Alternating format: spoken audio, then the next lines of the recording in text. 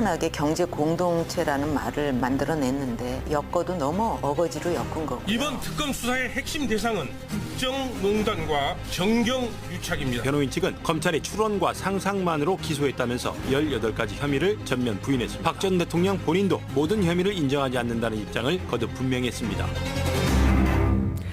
추론과 상상에 의해 기소됐다.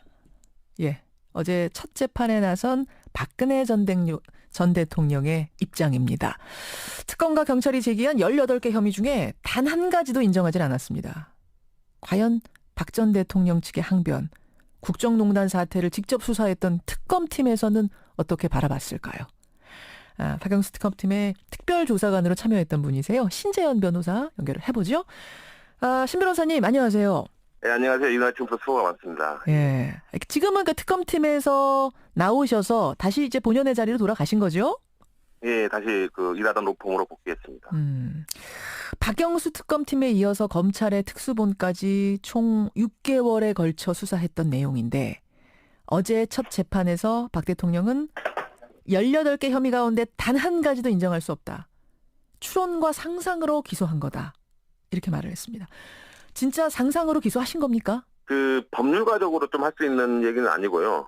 이게 어제 유영하 변호사님 말씀을 들으면은 이제 검찰을 잘 알고 있지 않습니까? 예, 검찰 출신이기 때문에. 예. 그래서 약간 검찰이 들으면 기분 나쁠 얘기들, 돈봉투 얘기랄지, 이런 얘기를 하면서 좀 이렇게 선수를 잡는달지, 이런 선제공격을 한달지, 이런 측면이 있었던 것 같습니다. 그러니까 돈봉투 만찬에 참석했던 검사가 그 자리에 나와 있는 것을 얘기한다든지, 예, 맞습니다. 추론과 상상으로 기소했다라는 발언이라든지 이런 거 이제 기선 잡으려는 기싸움 아닌가 이런 느낌도 드셨어요. 그렇습니다. 보통 이제 통상 증거가 없다, 예. 이런 식으로 많이 변호인들이 변호를 하거든요. 예, 네. 예. 그래요. 근데 이제 유영하 변호사는 이 얘기만 하는 게 아니라 이 예. 추론과 상상에 의해 기소했다는 말을 뒷받침하기 위해서 어떤 말을 또 했냐면 상당수의 증거가 언론 기사더라. 언제부터 언론 기사가 증거로 제출됐냐? 이런 말도 덧붙였거든요. 어떻습니까? 예, 통상 언론 기사는 이제 증거로 제출이 돼도 약간 증거 능력이나 증명력 면에서 이제 공소 사실 자체를 직접 인정하는 증거로 쓰이는 게 어려운 건 사실이죠. 어허. 그런데 이제 언론 기사를 토대로 이제 수사기관이 검찰이나 경찰이 이제 관련자들을 조사해서 내용을 보충한달지 이제 그랬다면은 충분히 증거로서 가치도 있는 것이죠. 그렇게 보죠. 그러면 지금 말씀 듣고 보니 박 전 대통령 혐의가 크게 직권남용 혐의, 뇌물수수 혐의 두 가지 축인데 예. 두 가지 혐의 모두 입증 가능하다고 확신하십니까? 사실 직권남용의 경우에는 증거가 좀 차고 넘치는 게 사실입니다. 문학의 블랙리스트랄지 문체부 인사에 대해서 보복 인사했다는 것들 예. 그런 것들은 이제 박근혜 대통령이 직접 지시했다는 증언들이 나오고 있지 않습니까? 그렇죠. 근데 문제는 이제 뇌물수수 부분인데 예. 뇌물수수 부분은 이제 공여자와 받는 사람 사이에 은밀하게 이루어지는 경우가 많고 그렇죠.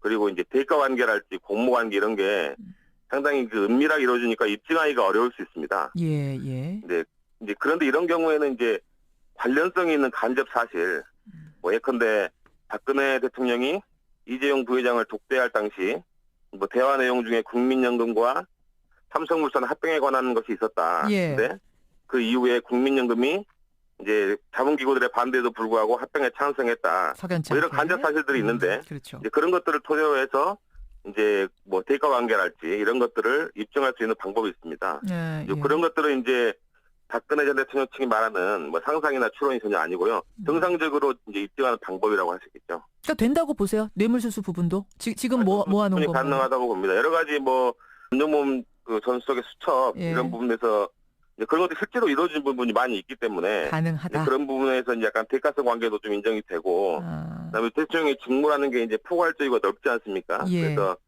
직무에 관한 청탁이랄지 이런 부분도 어느 정도 인정이 되지 않나. 이게 꼭 어떤 사안에 대해서 대가관계가 있어야 되는 건 아니고 약간 포괄적인 대가관계도 성립할 수 있거든요. 예. 대통령이니까. 포괄적 대가. 그렇죠. 대통령이니까.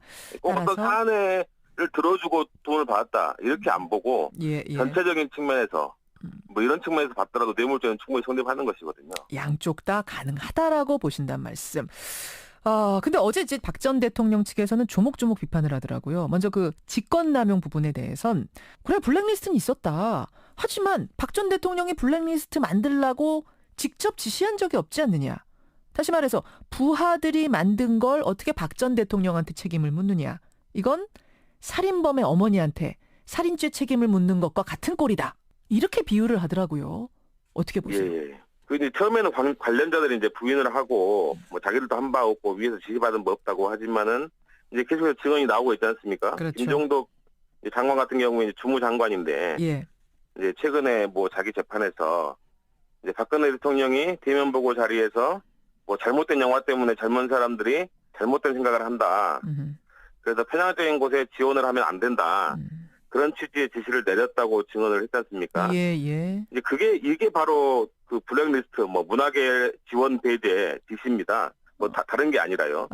그로 인해서 뭐 피해를 본 문화계 인사들도 말 그대로 차고 넘치고요. 예. 그래서 살인범 어머니가 살인범한테 살인을 해라 이렇게 지시했다면 살인범의 어머니가 뭐 교사범 또는 간접정범으로 처벌을 받는 건 당연한 일이지. 예. 뭐 시켜놓고도 처벌을 안 받겠다는 것은 말이 안 되는 주장이라고 생각합니다. 알겠습니다. 예. 그런 의미에서 역시 차고 넘친다. 직권남용 말씀하셨어요. 뇌물죄 부분에 대해서는 어떤 이제 반박을 했냐면은 예. 삼성이 최순실 씨 딸 정유라 씨에게 지원한 돈 79억 원.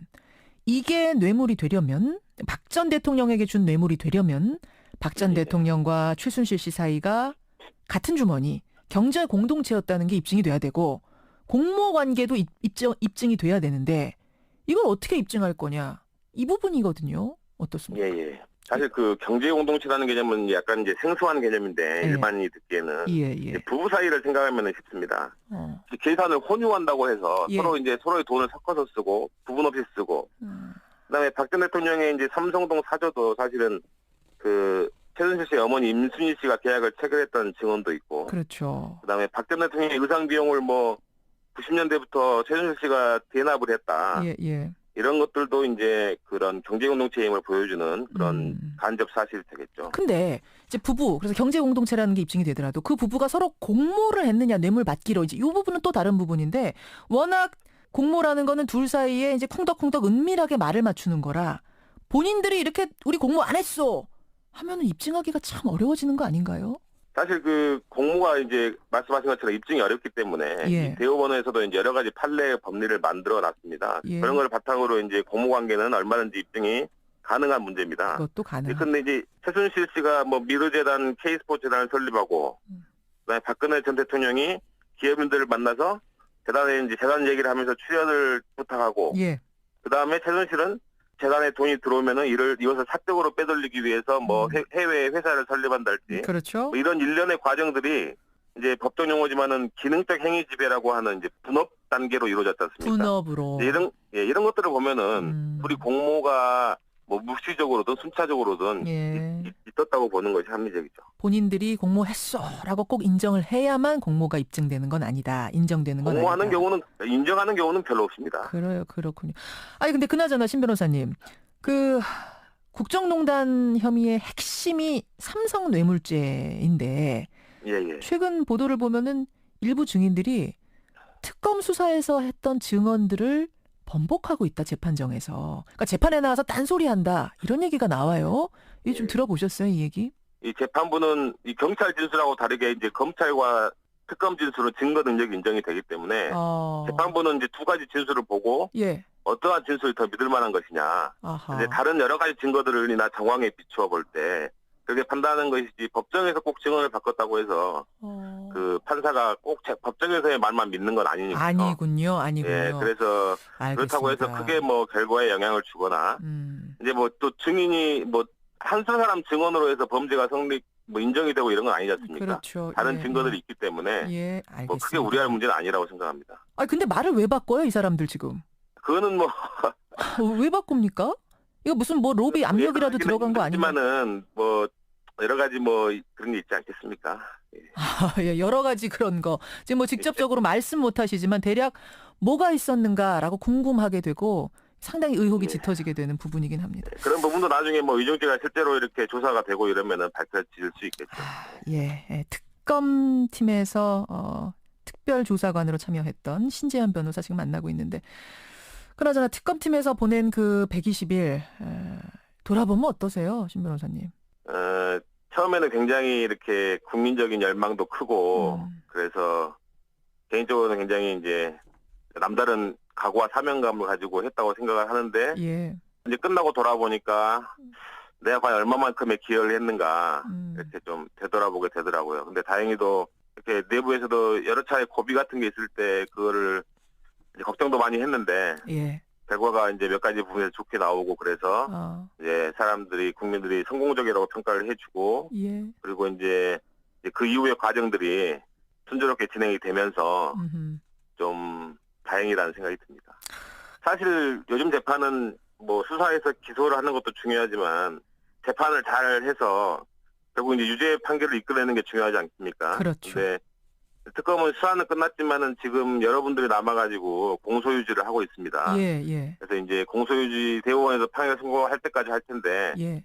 계속 국민들께서 이제 응원을 해줬으면 하는 바람입니다. 아니 이제 어떤 분들은 특검은 해체되고 다 뿔뿔이 흩어진 걸로 알고 계시는 분들도 많으세요. 근데 사실은 그게 아닌 거죠. 재판 끝날 때까지 계속 이분들 남아 계시는 거죠. 예, 그러면 재판을 공판을 잘하는 공소유지를 하는 그런 역할도 특검에게는 중요한 역할 중에 하나이기 때문에 예, 예. 이제 모든 사건 특검이 기소한 모든 사건의 확정 판결 약간 대법원에서 판결이 선고할 때까지는 특검은 계속 유지됩니다. 그렇죠.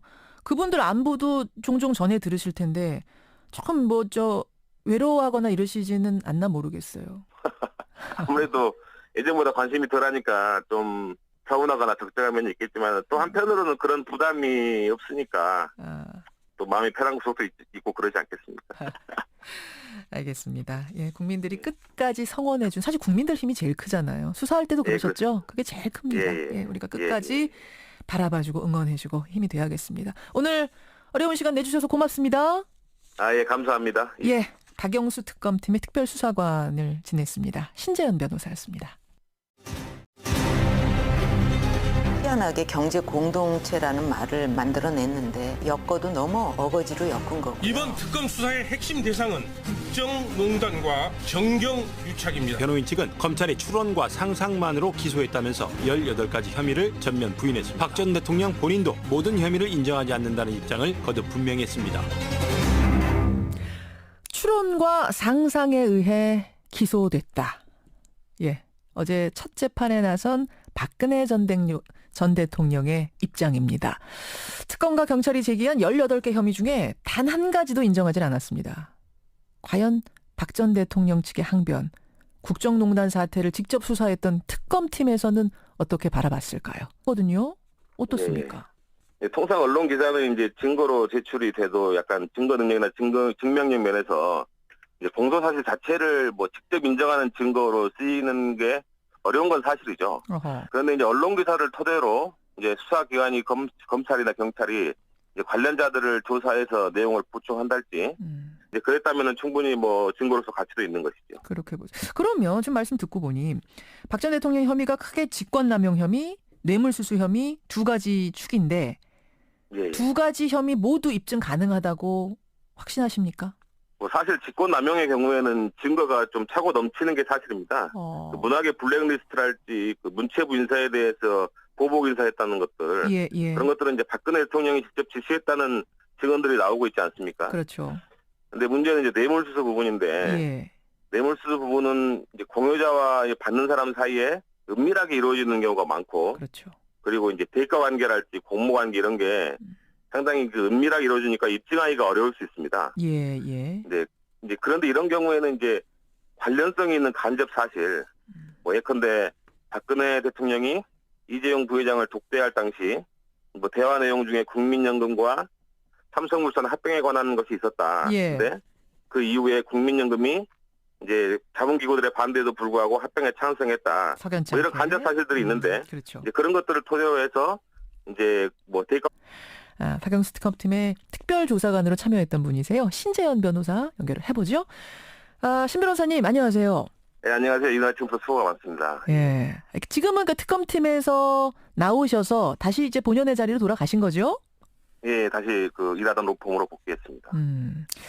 박영수 특검팀에 이어서 검찰의 특수본까지 총 6개월에 걸쳐 수사했던 내용인데 어제 첫 재판에서 박 대통령은 18개 혐의 가운데 단 한 가지도 인정할 수 없다. 추론과 상상으로 기소한 거다. 이렇게 말을 했습니다. 진짜 상상으로 기소하신 겁니까? 그 법률가적으로 좀 할 수 있는 얘기는 아니고요.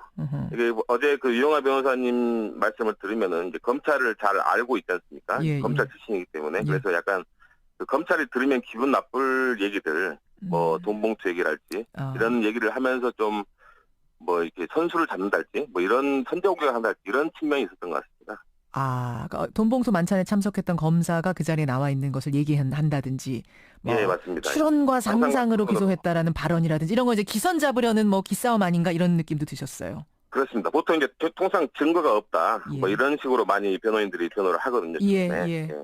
그래요.